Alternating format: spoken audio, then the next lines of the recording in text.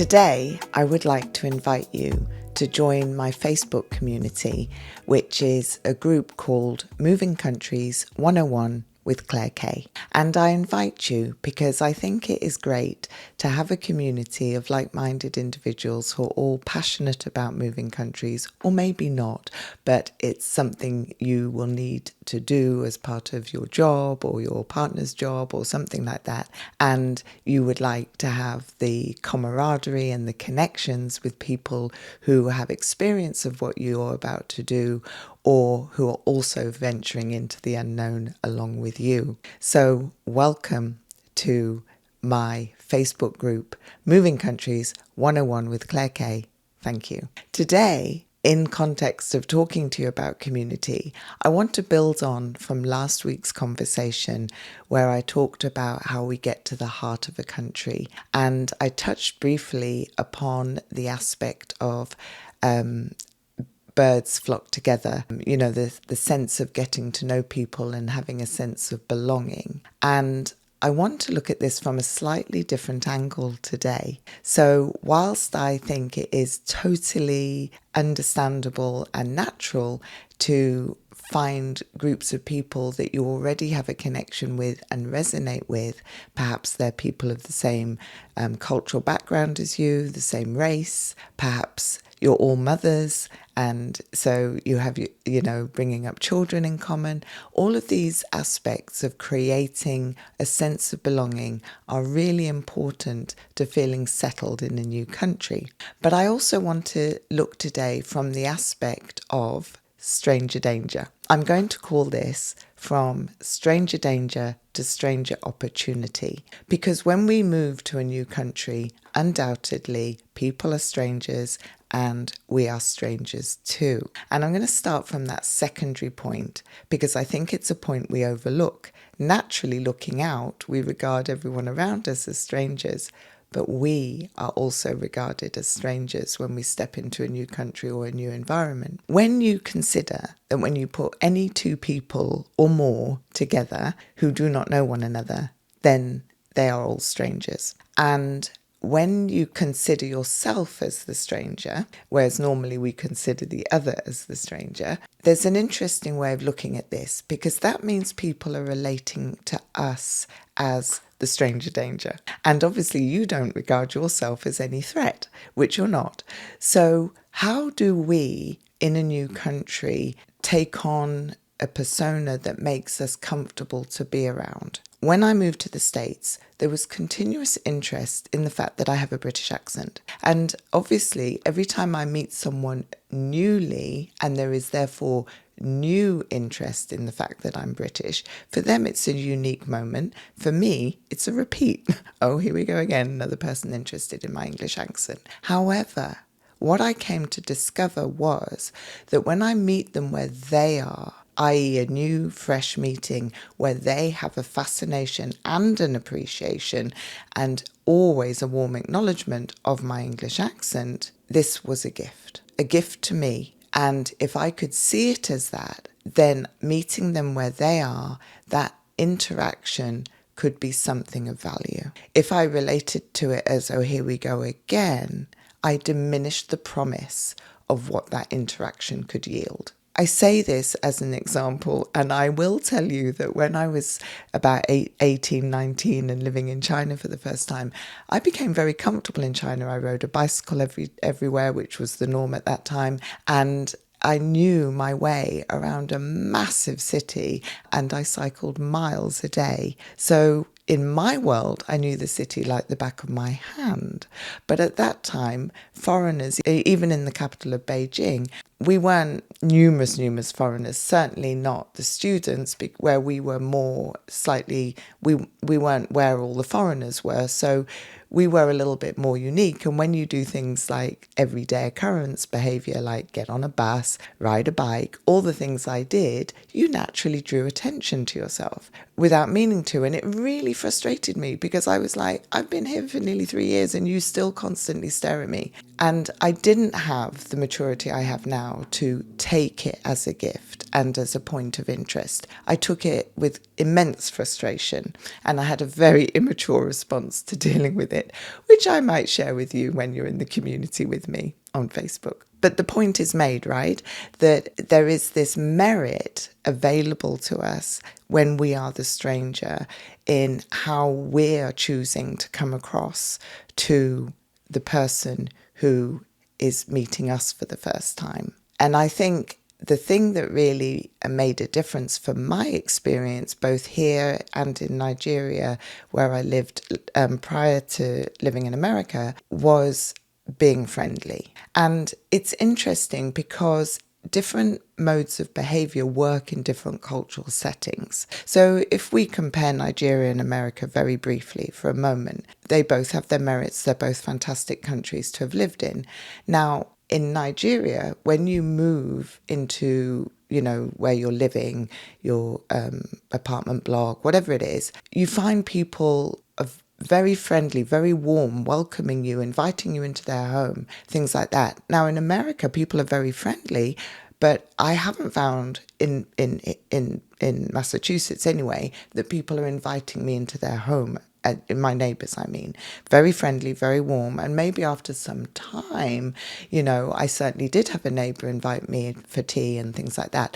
But it certainly wasn't immediate like it was when I was in Nigeria, where people instantly were like, in Lagos, where people were instantly like, oh, hi, you're our new neighbour, come round, have a drink. So obviously there are different ways to adapt. And this is another example of meeting people where they are.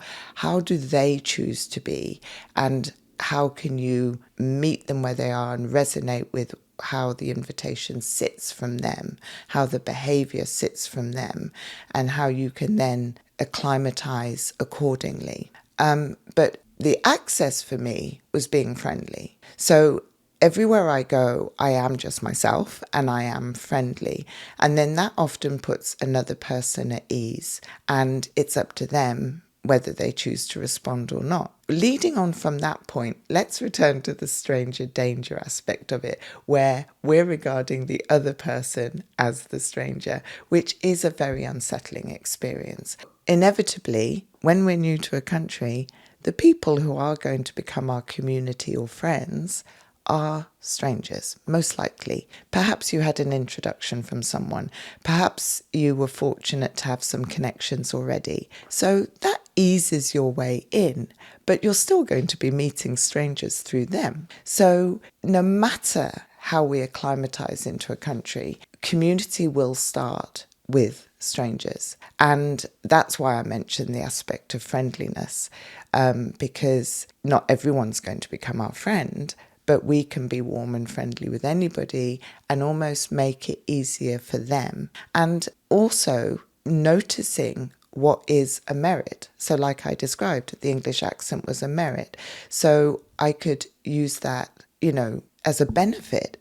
People were going to take an interest in me where they might not in somewhere else. And that was purely because of my accent, not because of anything personal about me, but it nonetheless gave me an access. In Nigeria, for example, my husband, his family are from Nigeria. So there was an active interest in us because we lived in very much a non-expat environment. We lived among Nigerians. So we were of interest because we weren't following the typical norm to live among expats. So that created a point of interest and indeed a point of welcome. We were very, very appreciated for that. So there will be many things about you that will generate a merit. And when you meet them where they are and start to notice what the merits are, then that also can serve you. And obviously then there are the practical elements of crossing the boundaries so that you don't feel that sense of loneliness or that sense of how do I get to communities? How do I get to know people? So, for example, I joined an acting class and I joined it because I have an interest and I had no particular aspirations to be an actress, but it was perfect a nice community of 10, 12 people, I think we were, and a course that lasted 6 to 8 weeks. And by the end of that, I had become friends with 2 ladies from the group, and we are friends a year and a half on. I didn't go in to make friends, but I certainly went in to be around people. I wanted to be around American people. I have loads of communities, but they're all online. So I didn't have that sense of loneliness when I arrived in America because I was involved in so many things, but they were online communities. So it was wonderful to transition to in-person communities. Now, I remind you once again, I'm going to have my own online community. I'm very excited about this because having a Facebook group that is dedicated to moving countries and giving you the space, a safe environment where you can share your ideas and we can all learn from one another, where I can bring to you the points of interest that inevitably arise when we're moving countries. So I really look forward to welcoming you as part of my group. And just a quick reminder, that is Moving Countries 101 with Clare K. Look for me on Facebook. Right at the beginning of this session, I mentioned the merits of talking to people who share habits or common interests or common concerns that you have. So obviously, if you're a mum, meeting other mums at the school of your child is really valuable. They'll have lots of valuable tips on, all manners of things relating to the welfare of your children, but also to the welfare of you and how you're going to do well in your new country. And I think sometimes there's merit in doing things that might not be totally important. Say, for example, sometimes people are moving with somebody and that person has the job and it's not necessary for you to work. It's not a must financially, but let's say you have the right to work, so you can work if you wish to, then you might like to do something very part-time that's local to you or that has something to do with an interest you have. So that's a great way to break the ice. Working in a local shop or in an environment that really harnesses some of your skill set or some of your values or things you actively enjoy could be a great way to get to know people. Because personally, for me, the whole point of moving countries is the sense of adventure and is the sense of getting to know the host country and its people. So for me, I like any inn that gets me to knowing the people locally. And sometimes people will ask you to do things or suggest things that don't really sit well with you. When I first arrived here in America, I didn't have the right to work. So people suggested to me, join a voluntary group, do this, do that.